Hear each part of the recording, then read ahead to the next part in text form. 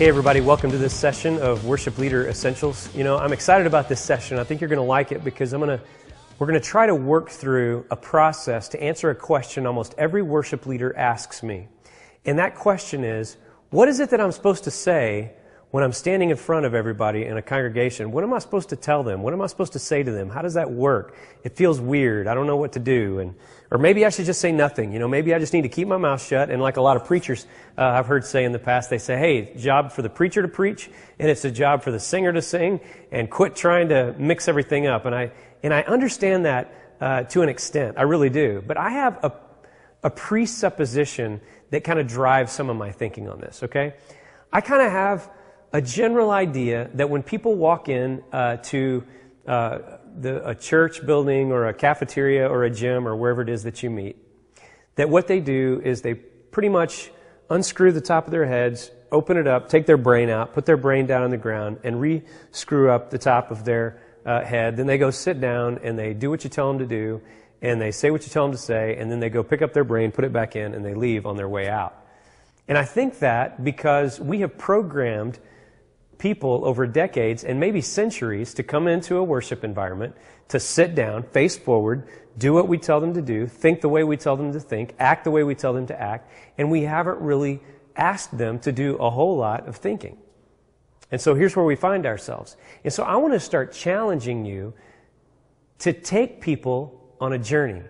We need, as worship leaders, to take people on a journey, take them somewhere. It's a spiritual journey or an emotional journey, or some sort of a thematic journey, a mental journey, something where we're taking people somewhere as we go.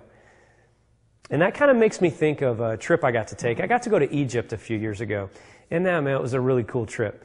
We're in this big old bus, and we're driving from Israel over to Egypt, and we cross into Africa, and we're in northern Africa there in Egypt, and we go finally to the city of Cairo. And we start on these big roads of Cairo, big, huge, massive roads, because there are millions and millions of people. And we finally work our way down into a neighborhood, and so we're on smaller roads and still smaller roads. And then finally, we turn around a corner and we look up over to the right, and there they are, the Giza pyramids and the Sphinx. And so it was pretty cool, because we're sitting there looking at the Giza pyramids and the Sphinx, and I remember thinking, on the outside, I'm going, wow, look at there. I've seen them on pictures. I've looked at them in magazines and seen videos of these things, but here we are. But within just a few minutes, my mind was instead saying, wow, I'm not really as blown away as I was hoping I was going to be. In fact, what I see are triangles and sand and a funny-looking animal-ish character made out of stone. And that was pretty much my experience with Giza until the tour guide started talking about it. She said it took 20 years to build one pyramid and 400,000 workers doing it. They worked in 3-month shift, 100,000 men on call at all times.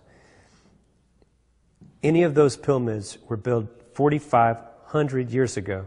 It took 800 tons of stone moved every day, every hour, 24 hours a day, 12 stones every hour, 7 days a week, 24 hours a day for 20 years.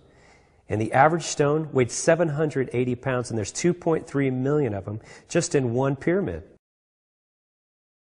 And all of a sudden I was getting it. It's like, instead of it just being rocks and stones and sand and an animal, all of a sudden I was getting it, and I was looking around at the people, making sure that the people on the bus with me were getting it. As we got out and walked around and stuff, I was completely transfixed, because the tour guide had given value, had made sense of all of this stuff that I was looking at, had raised the bar of what this really was.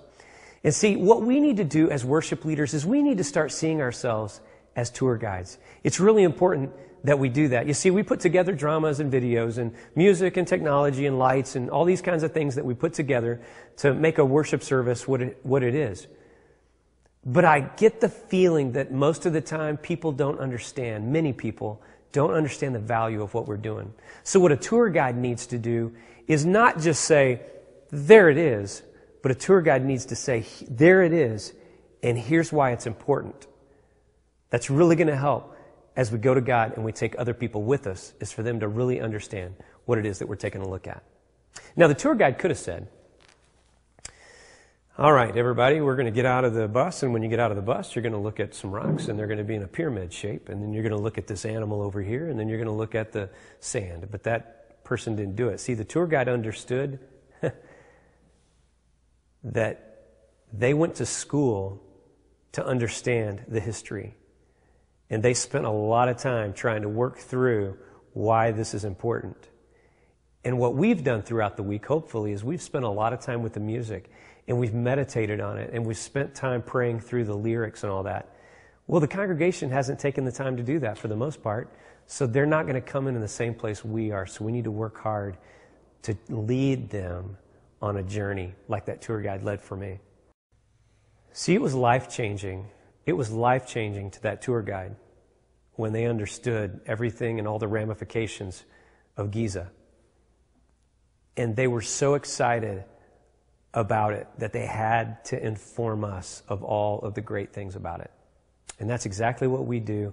Our lives have been changed by these things, and we want to help people as we are guiding them on a road towards God. So today, we talked about the 3 sessions we've been working through. Today, we're going to be talking about our conversation with the congregations, the first one of 3 of those. So have a good time, tour guides. Don't forget that's what you are.